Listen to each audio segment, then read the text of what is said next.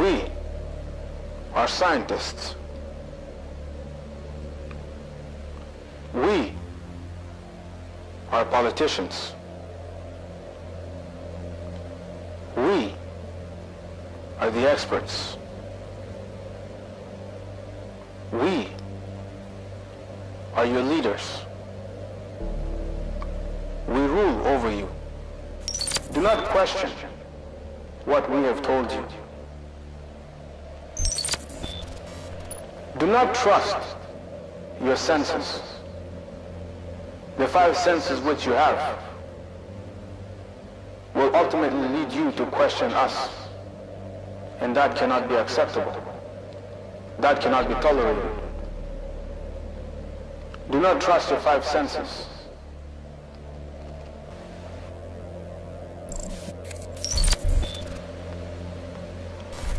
If there is anything that we need you to understand about us, it is this. We despise him. We do not want him anywhere here. He is not welcomed in this world. We hate him, and we will do whatever we can to fight against him. We are the scientists. We are the ones who rule over you.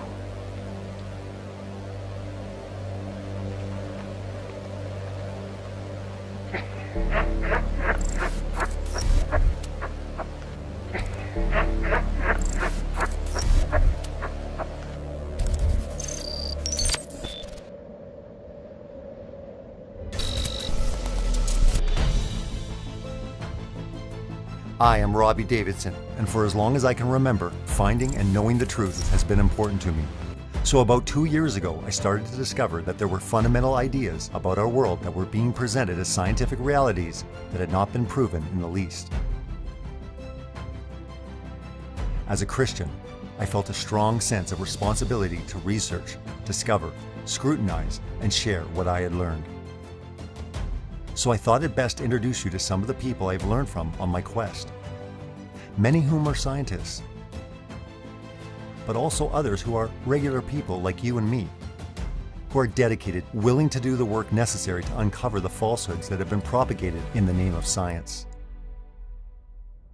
Not true science that requires strict methodology. What we have been subject to is not science at all, but scientism. So why do we accept their conclusions? Are scientists the new gods? Not to be questioned? Beyond reproach?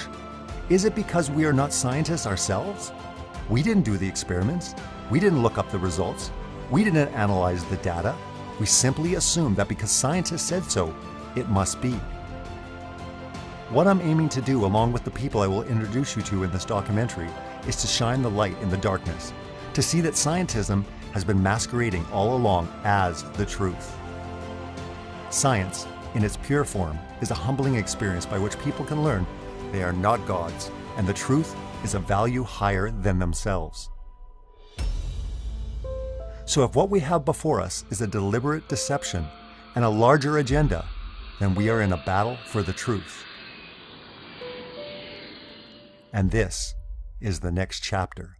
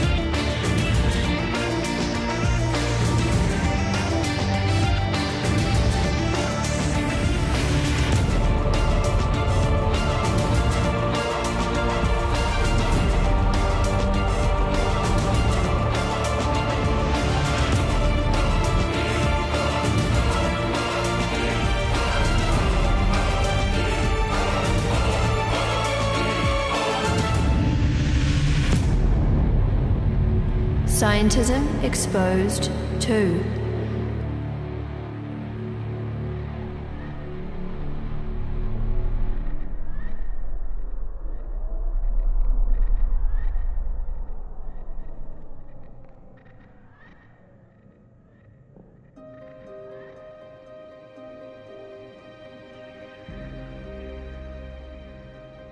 It might come as a surprise to most people that one of the most dangerous worldviews one can hold is scientism.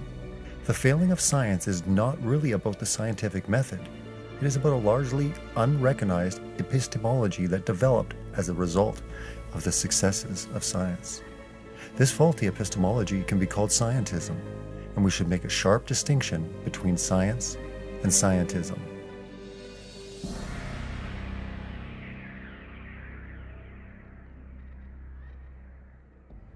Today, all we have is speculation upon speculation upon speculation, where hypothesis somehow manages to graduate to theory. Theory is accepted as fact, and all you do is add more ad hoc theory to support the thing that you're calling fact. It's still nothing more than really a hypothesis. It's never been proven. Scientism is an attack on the Bible. Again, to say that the earth is millions of years old says that if you add up the ages of the men of the Bible, and you only get 6,000 years, they're saying that's untrue, but that's what's there. They're saying the Word of God can't be true. It can't be inspired because we're saying the earth is 10,000 or 100,000 or 1,000,000 years old. So that's not true. The Bible says that God created all things in 6 days, rested on the seventh. Scientism is saying, no. It all got created out of dust out here that sort of came together with a will of its own and formed everything. So everything they say contradicts the Bible. In the Bible, we are unique and extremely special. We have a purpose, we have a function, there's a meaning to our life. And in the scientism model, you have no meaning, no function. You're a fortunate accident, of random mutation over millions of years in a pale blue dot around an average sun in an average galaxy, or in a backwater wing of an average galaxy amongst billions of galaxies in an ever-expanding universe. The message is you are insignificant. If the information continues to be controlled by scientism, meaning that the narrative is controlled, then I think you're going to see that God is totally excluded out of society, out of culture. Why? Because it's already been done to some extent by other various means. And by controlling the narrative, you have to control the youth. And by controlling the youth, you have to control education. And when you control the education of young minds, then you can change the doctrine. Then you can change the mindset to say, you know what, this next generation coming up, they're not gonna have any knowledge of what true science is. Why? Because they're not being taught how to think, they're being taught what to think. That's not science at all, that's scientism. It's a huge attack because the God of the Bible tells us exactly. He says, in the beginning, God created, or He created the heavens and the earth. And He tells you exactly how He did it in the exact order. And certain things didn't happen until day 4, but yet we say that it is. So, the spinning model that we have is nowhere to be found in that narrative. But if you attack that narrative and show it as to be false, and you say your science disproves that narrative, then you diminish God. You move people away from God, and you can give them another God, whether it's ancient aliens, whether it's science itself, whether it's humanism, pagan beliefs, whatever. You can replace the truth with error, and people will buy it because the science tells us this is true. I believe there's an agenda with scientism for sure because of the repeating pattern of the conclusions that they draw. I know very smart Christian scientists that have to keep their mouth closed because if you were to offer anything other than the mainstream secular position, they're shut down, they're ostracized, they're thrown out of academia, they're denied tenure. And when you see that sort of attack on a person's point of view, followed by mainstream conclusions that are always 180 degrees in opposition to a biblical standpoint or Christianity as a whole, that is a repeating pattern that I cannot ignore. Science is supposed to be about observation and collecting the data and repeating the tests. And so when you actually go and do those things, it's frowned upon by the establishment still, or I should say the indoctrination system, because truly that's what it is. I mean, you're being indoctrinated. You have to answer the questions a certain way or you're going to get an F. I believe the topic of exposing scientism is so important. I've said this many times, but scientism is like a Trojan horse. It's moved in where people look at it as fact and reality. It's moved right in. Said, oh, we're against religion. Scientism is nothing but a religion. They want the separation. You always hear about the war, science versus religion, right? It's scientism versus God. That's what's going on. I've heard these people say that they are glad that many people are ignorant and stupid because it allows them to perpetrate their lies. But when you start researching them and calling them out and doing your own research, their lies, their propaganda, it no longer works.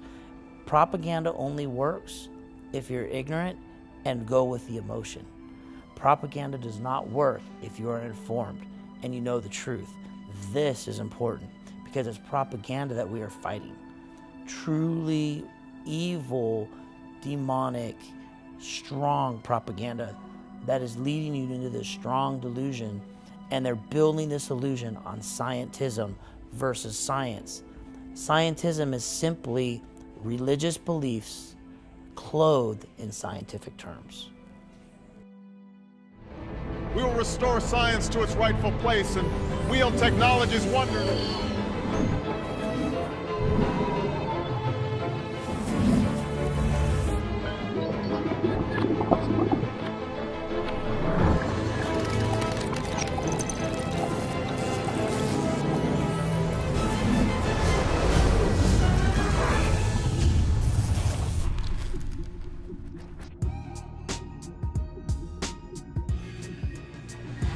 Scientism Exposed is all about exposing scientism for what it is. Theories.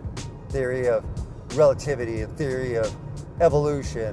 We're going to meet up with Dr. Aaron Judkins. We're going to learn about his excavations. We're going to learn about his journey on the top of Mount Ararat, looking for the evidence of Noah's flood, the Ark. Some exciting stuff. Just incredible to be able to talk to someone that's actually traveled the world, realize that this stuff's going on, and yet they're trying to hide it. They're trying to hide. They're trying to hide the true creator of creation. You got to believe that. My first stop was Glen Rose, Texas, to interview Dr. Aaron Judkins. As an archaeologist, he has traveled all over the world exploring and uncovering many fascinating things. Dr. Judkins has a reputation as an unorthodox adventurer because he refuses to accept what has become common knowledge. A true scientist. His discoveries have shaken the lies of scientism. He would take me to the place where dinosaur tracks and human footprints were found in the same sediment layer. I could see with my own eyes that these impressions were not millions of years old, a notion that completely goes against the mainstream science narrative. It would be a day I would never forget.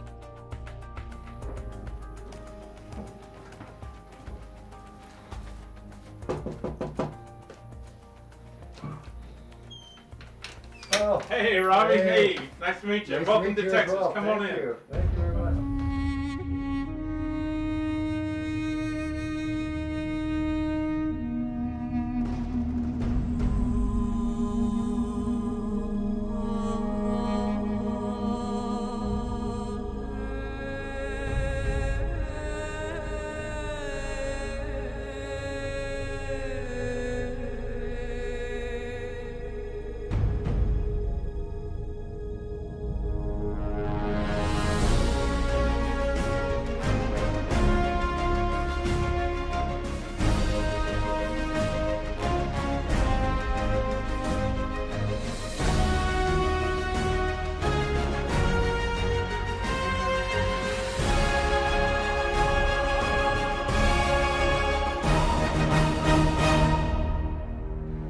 My last excavation was in Qumran. We found that we excavated K53, which is probably the 12th Dead Sea Scroll cave that's been found in over 60 years. We were the first team to excavate in Qumran in over 60 years. And we found new Dead Sea Scroll material culture. So we're walking down here towards the Paluxy River here in Glen Rose, Texas. We're gonna make a hard left here and walk down to the river. These dinosaur tracks are in Cretaceous limestone, which according to the theory of evolution is dated at 110 million years old. And so you still see this dinosaur track here. And as a matter of fact, we're gonna walk down this way, but this dinosaur track is walking right through here, right along the edge of where we're standing on this platform, right down through this way. This is his stride, so would be one track here. This would be the next stride right here. And then this is the next one right here. And then this one's kind of under some mud and he keeps walking this way. These tracks, the erosion rate should be 5 foot down. And we see that these tracks are still here. They're not eroded 5 foot down. If the erosion rates were true, going back millions of years, these tracks should be disappeared millions of years ago, but they're not. There should be an erosion level of 5 feet, should totally obliterate the tracks, but it doesn't. Why? Because these tracks are much more recent.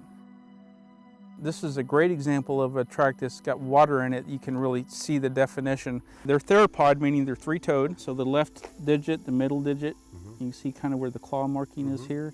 And then you get the right digit, the back of the heel here. And so just a little bigger than my hand, about the size of your hand. Every year we open this up to the public for annual excavations, for families, for kids, for high school kids, college kids, adults. They can all come and they can participate in original excavations for dinosaur tracks. This is one of the only places, one of the few places in the world that you can do this. So it's really a unique opportunity to come excavate.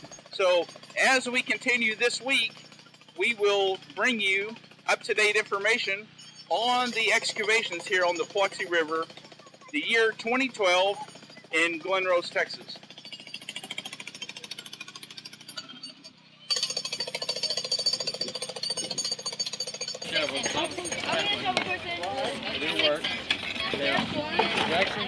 Most paleontology professors, if taught in the classroom, has never excavated one dinosaur track. My son's probably got more field experience than those guys do. But my role was really, if this was authentic, then original excavation should show that there's no way that this could be carved. And so really the only way to know is to excavate under these ledges and do the work and the labor and find out. You can't fake this. No. I mean, this is so hard. This is all limestone. I realized that, man, this is really, this is real. On the same layer that we're standing on now as the human fossil footprints have been found. It's been highly controversial, Robbie, because dinosaurs and man are supposed to be separated by 65 million years.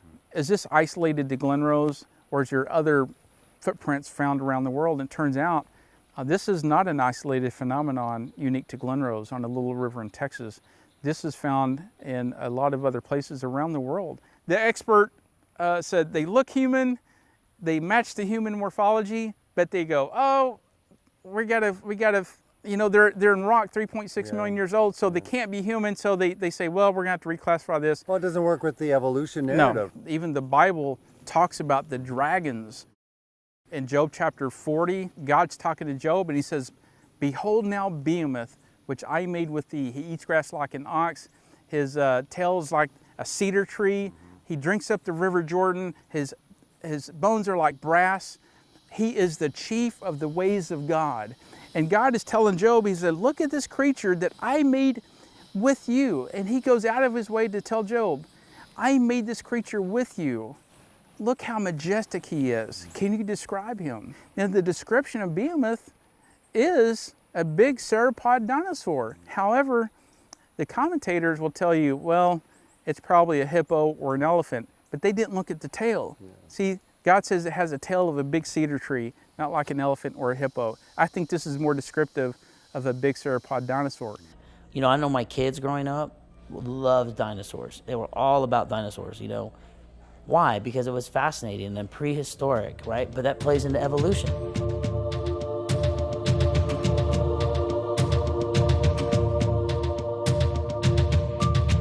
Scientism and evolution.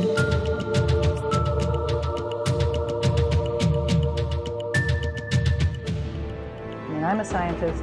I don't know any evidence against evolution.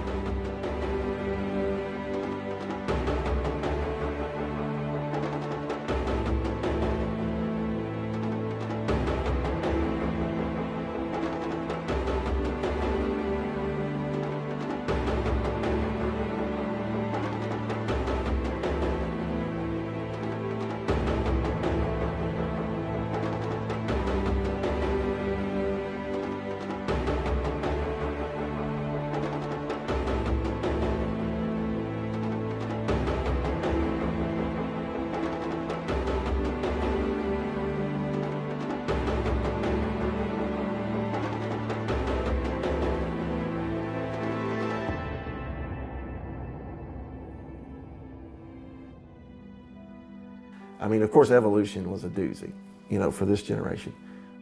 I mean, even in generations before Darwin and before NASA and before Copernicus and the heliocentric lie, even before that, the attacks was always upon the Word of God to try to get people either away from it or to corrupt it in some way or come up with their own translations and bring in false stuff. I mean, that, you know, that's been the goal. I mean, just like Satan did in the garden, it's always been, what has God said?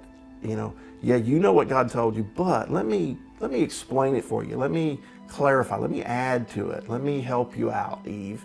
Did God say that He created? Did God say that He created everything in 6 days? Did God say that everything was for Him and by Him and He saw everything that was good? Doesn't the heavens testify to the glory of God?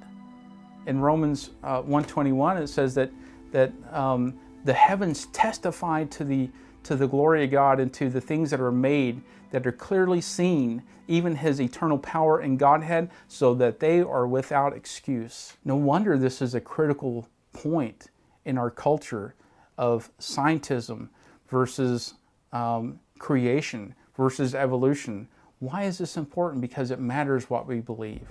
And when it matters what you believe, you have to ask yourself, why do you believe what you believe? Is it because you were raised in the West? Is it because your mom and dad told you? Is it because a scientist told you?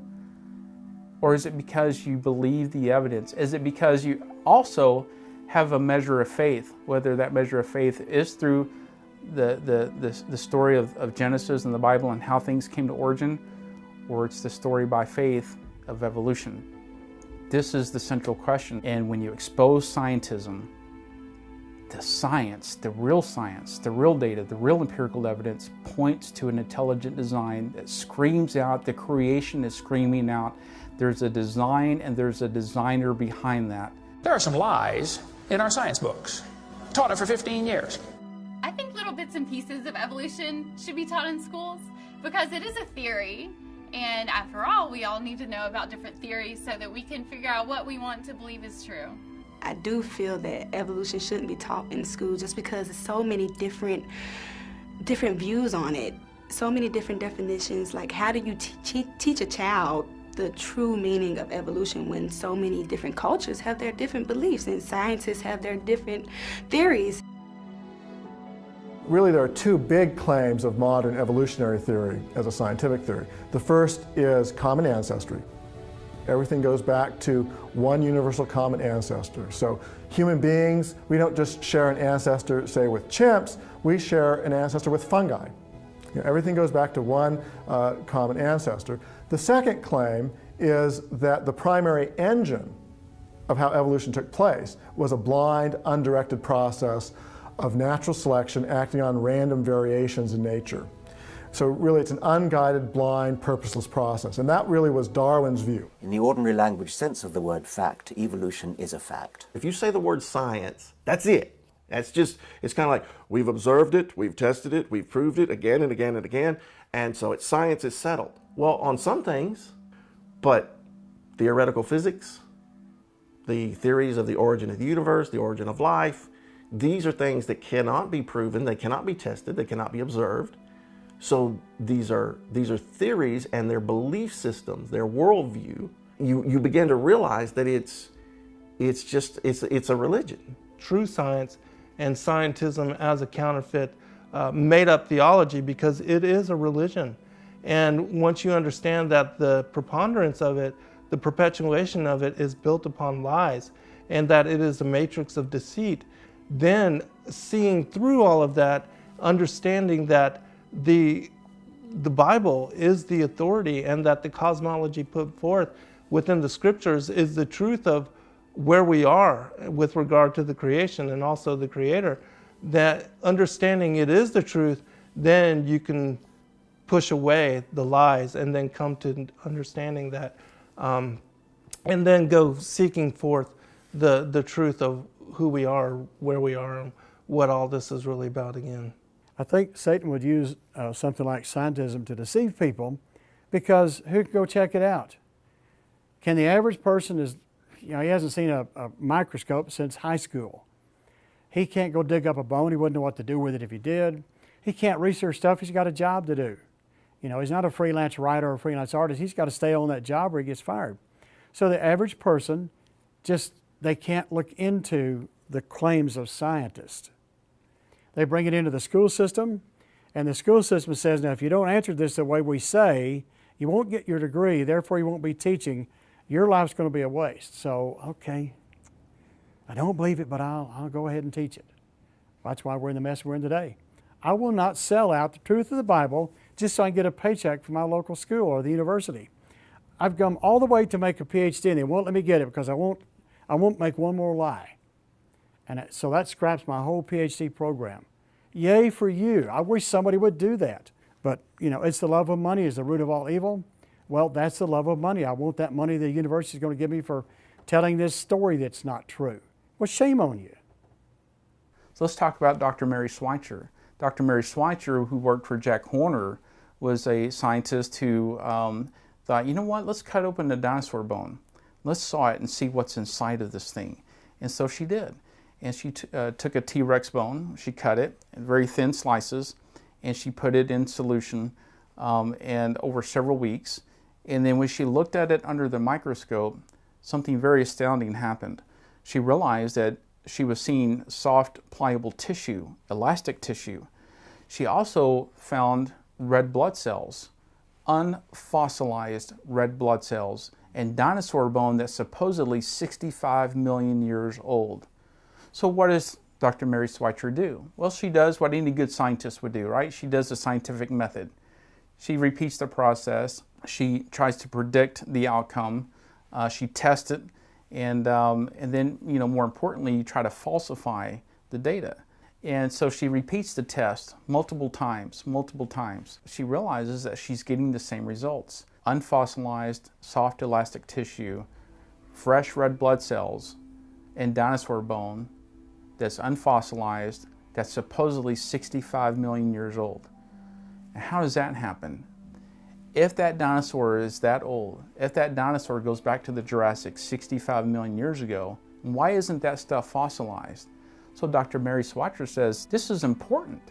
This is something we haven't seen in paleontology before. Let's show this to the world. Let me show this to my peers, and let me present it in a publication. And she did. And at first everyone was like, wow, this is great. This really kind of rocked the paleontology world in the field of academics, because they didn't quite understand. They've never seen anything like this before. And now they had to think, wait a minute, the implications of what she found is more serious than we thought, because this means that maybe these dinosaurs aren't really 65 million years old after all. If they are, the question remains, why isn't that fossilized through and through? When you have the evidence to say, this is why I believe in creation, this is why I think scientism is wrong in these areas. Although there are good scientists out there, there are good academics doing good research like Dr. Mary Schweitzer and others. But when you have scientism thrown into the mix, then you understand that there is an agenda We're not going to talk about that. We're not going to expose that. We're going to leave that alone. We're not going to talk about soft tissues and dinosaur bones. We're just going to leave that alone. And by the way, if you publish that, we're going to force you to recant that, because after all, this is your career. This is what you do, right? And if you're earning an income and a paycheck and this is what you do, well, you're going to fall in line. So the standard is fall in line or you're out. And when something conflicts with their viewpoint, when something conflicts with that belief system, man, they'll defend it at all costs. Matter of fact, evolution is really the only theory that's defended by law. The theory of evolution, like the theory of gravity, is a scientific fact. Why are you saying no? The only narrative that we can push in school is the scientism narrative. And you got people like, I think it was Lawrence Krauss, saying, look, to say that both curriculums should be taught, he said, you know, that the Earth is 6,000 years old and that it's 4.55 billion years old, which is what it is. He says that's the equivalent of child abuse. That's child abuse. That's not education, that's indoctrination. A person should have the ability to look at multiple points of view, weigh the merits of them, test them out for themselves, and decide what is truth. I typed up a 4-page report and sent it to the State Board of Education. Basically, it was my testimony in written form. And I said, why would you consider removing the phrase teaching the children strengths and weaknesses of evolution when that's good science? Because otherwise, if you don't teach both sides of the argument, you're teaching one side. You're teaching evolution as fact. And that really becomes indoctrination. And you're indoctrinating the kids with my tax dollars. So you're not teaching the kids science. Science should teach the kids how to think, how to critically think. It shouldn't teach them what to think. I headed to Crosbyton, Texas to meet the remarkable man behind the Mount Blanco Fossil Museum. Joe Taylor is a passionate paleontologist who has spent much of his life exposing the lies of scientism. He has a strong commitment to see the true science put forward with the evidence that he has collected over the years.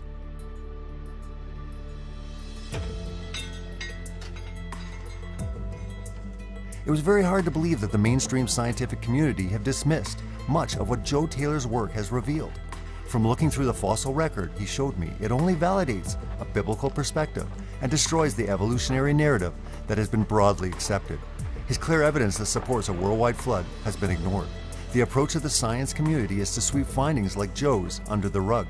They cannot accept, they will not accept, and will do everything possible to keep truths hidden. Hello, Joe.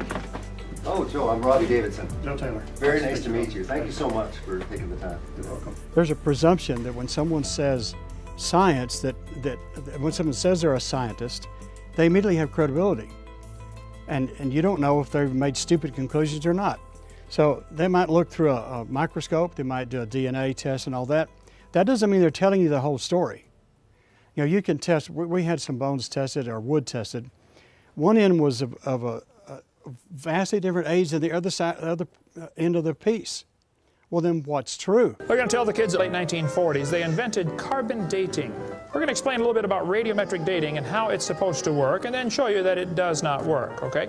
It sounds good, but there are some assumptions that mess everything up. If we had walked into a room and found a candle burning on the table, and I asked you the question, when was it lit?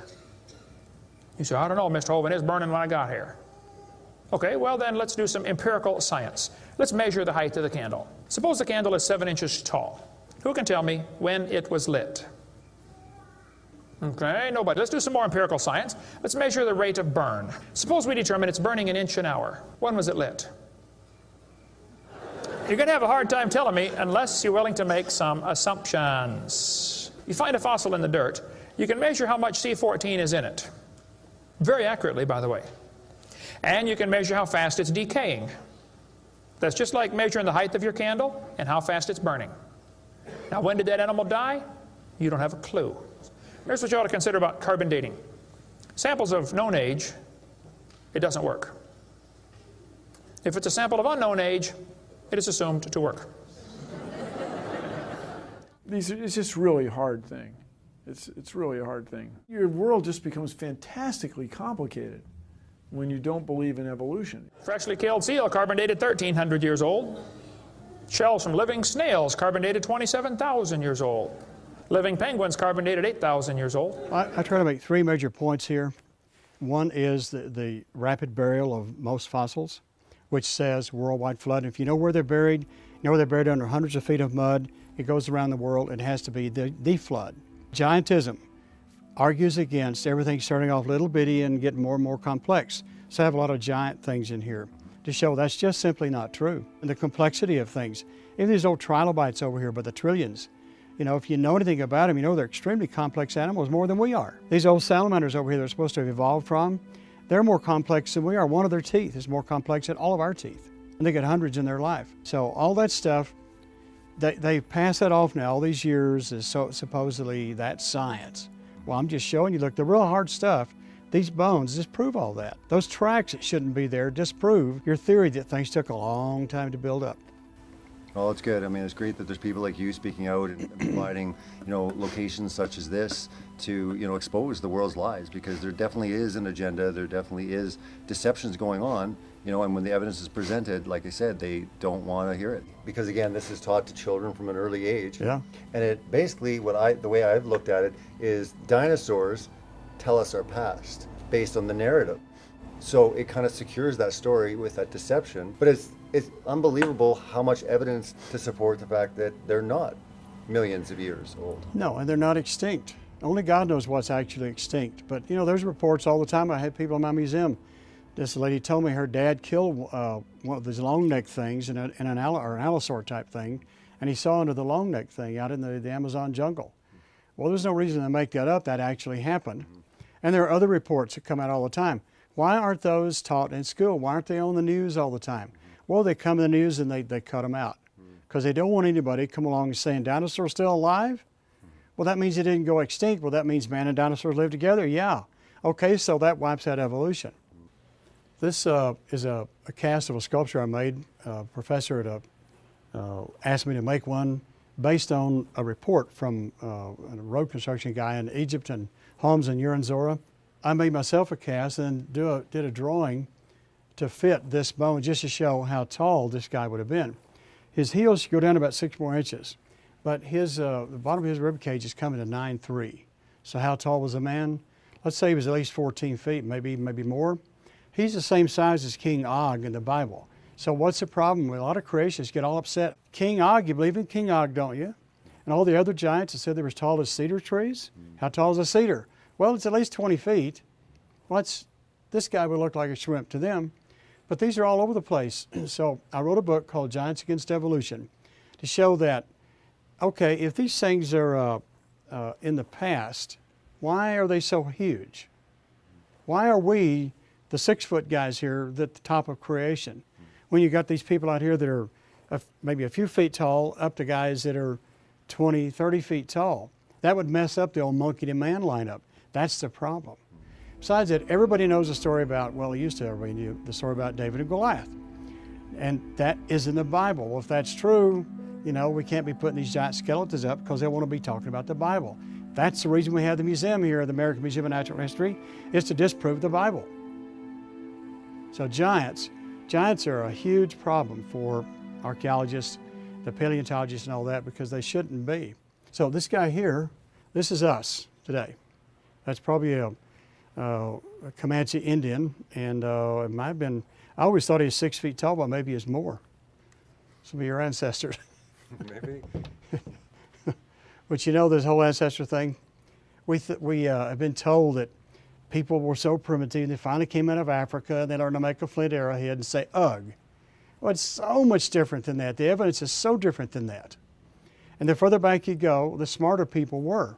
This is called Max Track from Glen Rose. Dr. Carl Ball and the team excavated them several years ago.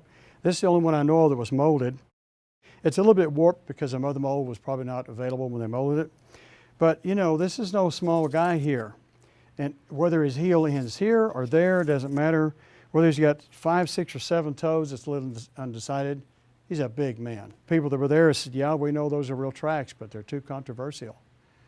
So what? Why not put them out there? People love people more than anything on earth. And giant people, little people, big people, weird people, we love people. So why not put these in the museums? Because they vindicate the Bible. There's all kinds of historical documentation of finding giants in the Americas and all over. And then once the Smithsonian and Vatican institutions like that show up, all of a sudden evidence magically disappears. Well, why? Because it goes against the scientism model of evolution. They've got no place to fit giants in there. The Bible tells you exactly what happened, where the giants come from in Genesis 6. And in Numbers 13, they're encountering the giants in the land of Canaan. And Joshua and the Israelites came into the land, and there was basically a giant holocaust, a holocaust of giants, and a diaspora of giants. They didn't get all of them. The ones they didn't get took off. And there's evidence of giants all over the world where they dispersed to. So giants is just one of those things that proves the biblical narrative that scientism doesn't want to have anything to do with. One of the things that has gotten me in a lot of trouble are these weird skulls here from Peru. So I'm doing shows about them on my YouTube channel called Forbidden Paleontology, because Christians don't want me to work with it and the evolutionists don't. Except the alien guys, yes, they want, because they want to say these are alien skulls. Problem is, this little gal here turned out to be Scotch. And she's in Peru 2,000 years ago. Go figure. So, but these things are, a lot of these skulls are complex. Now this one have only one parietal. You're supposed to have two, all right? But, now this guy here had two, but look how many extra bones he's got between his occipital and his parietals up here. He's got like 30 extra bones. So, are these primitive? Well, that's what they tell us, the poor old primitive Peruvians down there. Oh, really? So these little primitive guys down there that, you know, lived in mud huts and all that, they made all those stones over there at Sacsayhuaman, Cusco, and Machu Picchu. Those little guys, they were primitive? Well, something's messed up here. As I continued to talk to Joe, I realized that the spiritual deception of scientism goes a lot further than I previously suspected. It was a deep, troubling thought I took away with me as I continued forward. I really truly believe that most of all this science and the scientism that we've been taught is a war on creation. It's a war on how he constructed it. It seems like the mainstream media, when it begins to push a scientific agenda, it consistently is leading people 180 degrees away from Scripture and a personal relationship with our Creator. So having seen that pattern, I have now started to question virtually everything that they tell me I need to believe, because it is inevitably leading me in a different direction than what I understand to be true from Scripture. That is a big problem, and it puts me in a position that's not advantageous in, you know, a secular world, because once again we get back to the why is it not okay to ask questions. People don't like that. People want you to be, they want you to go with the flow. They don't want you swimming against the stream. And anytime we question the high priests of our society, aka these scientists, we're fighting the stream, we're fighting the current, and it's difficult.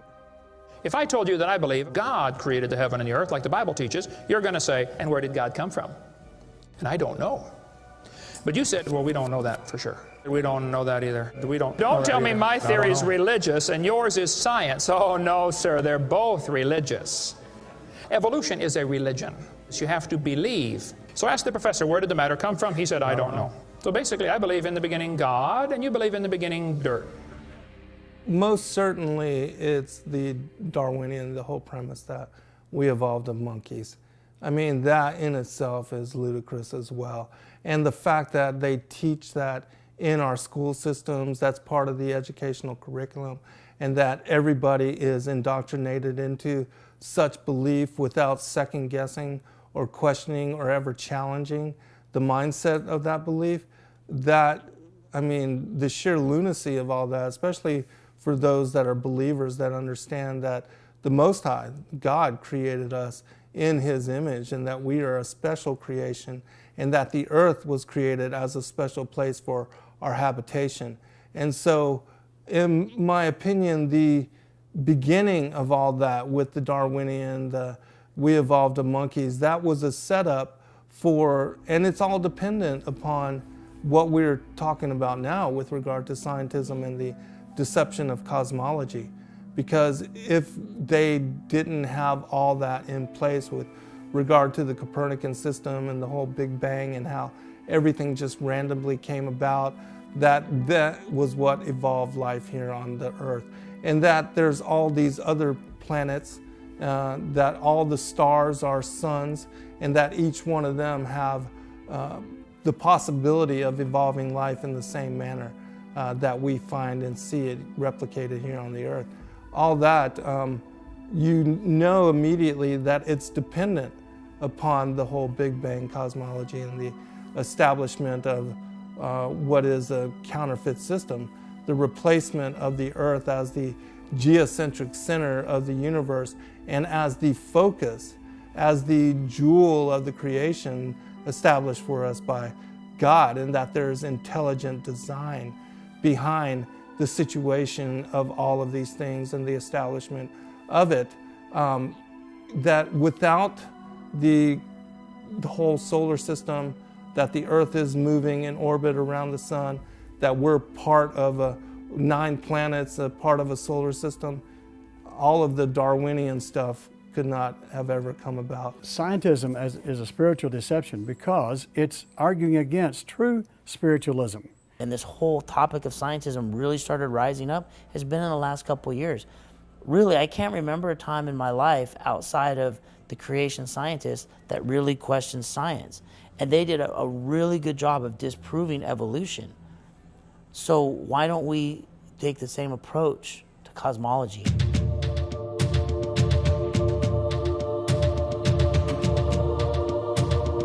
Scientism and the Earth.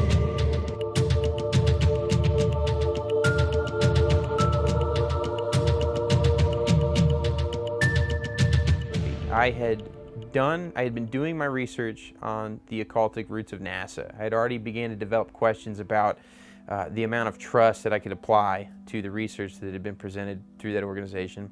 And I met a math professor and a physicist that were very much interested in geocentrism and ether research. And that was a foreign subject to me. I had no idea that anybody believed that the sun could be what was moving and that the Earth was stationary. They began to tell me about various tests in the 60s and 70s that had supported this and how it was a topic that was very much valid. And so I began to grow interested in geocentrism. That is where I really started doing my first scriptural study on biblical cosmology. I believe it's hard for regular people to look into cosmology. What's one of the most predominant sayings that you've heard in normal everyday life when it comes to classes or things that you have to learn? Well, it's not rocket science. You know, we've been taught that only the smartest of the smart can look into cosmology. And whenever people ask simple questions about how the Earth works, how gravity works, we're told an endless string of numbers. What's written to us looks like it's in a foreign language.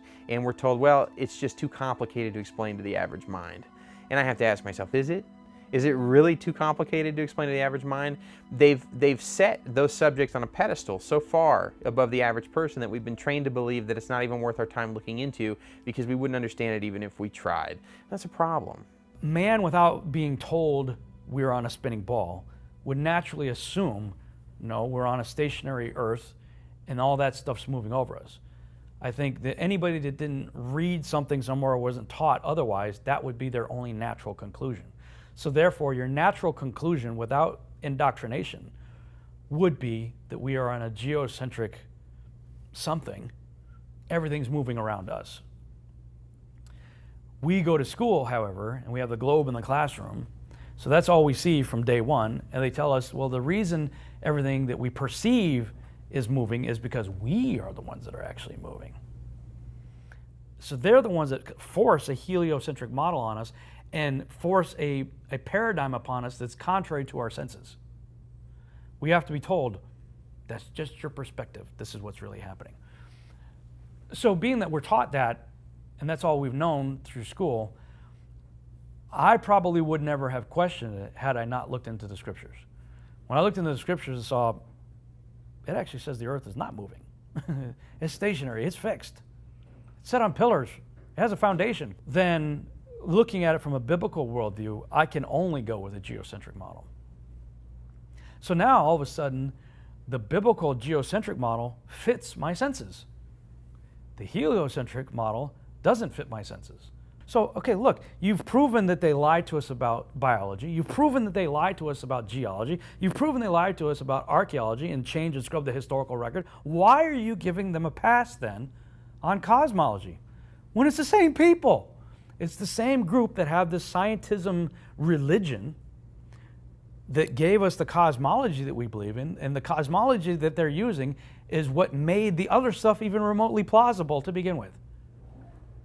And I don't think there's any reason why we should trust the same people that are giving cosmology to us that gave us all these other stuff. The creation ministries are doing such a great job, and the churches, they're good with that, but they don't want to touch the cosmology side. The earth being the foundation, as Isaiah describes in chapter 40, verse 22, where he describes the firmament being the curtain that covers over the circle of the earth. And that, as Amos also describes in chapter 9, verse 6, he describes where the Most High is seated upon his throne is connected to the earth through the firmament, and he calls it the vaulted dome of the earth. And that the firmament as a solid structure covers over and encapsulates the circle of the earth, the flat plane of the earth. In Proverbs, it describes it as a circle being inscribed upon the waters of the deep. Remember that it is the cosmology, the Darwinian heliocentric Copernican system, which deters people and distracts them from relationship with the Creator and with the creation. And so it is the foundation for the atheism that we see predominant in the world. That it has led more people astray and separated them from understanding the authority of the Word, and that the Bible is truly the inerrant, divinely inspired Word of the Creator. It has separated so many from that understanding, and that even now in their adulthood, they are caught up in the deception to such a degree that they have no close relationship with the Creator.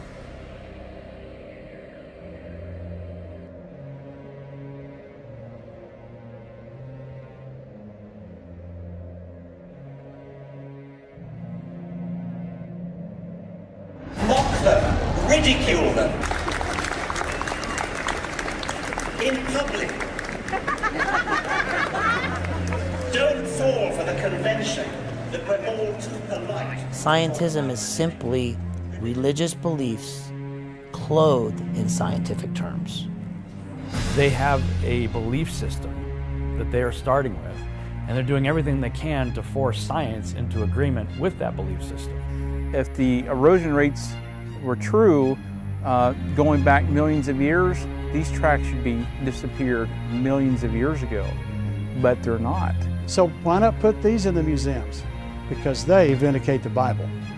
Don't tell me my theory is religious and yours is science. Oh no, sir, they're both religious. Evolution is a religion, so you have to believe. Mainstream media, when it begins to push a scientific agenda, it consistently is leading people 180 degrees away from Scripture and a personal relationship with our Creator. Science is a philosophy of discovery. Intelligent design is a philosophy of ignorance. That's all. And so this is the next step of what we see as the strong delusion. We despise him.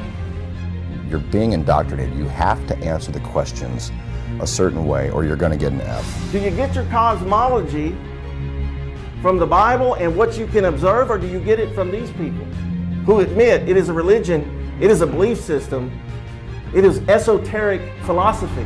The world is going to gather together to make war with God. It's scientism versus God. That's what's going on. You and I are descendants of Martians.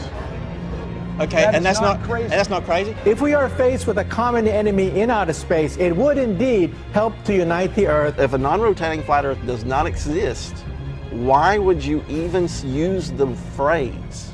Why would you even say that? Celebrate Truth presents a flat-out truth production. Coming this fall, the journey continues of the biggest deception in the entire world. From the director of The Global Lie and Scientism Exposed. Could they be lying to you? A deception this big would take generations to hide the true creator of creation. Scientism Exposed 2, a Robbie Davidson film. How do you prove a black hole? How do you know those gravitational waves prove the collision of two black holes? Somehow, eventually, they are able to observe phenomena. No, they can't observe. It's too far away. It's too theoretical. How do we know what they're saying is true? You can see an agenda. Coming this fall on DVD and digital download.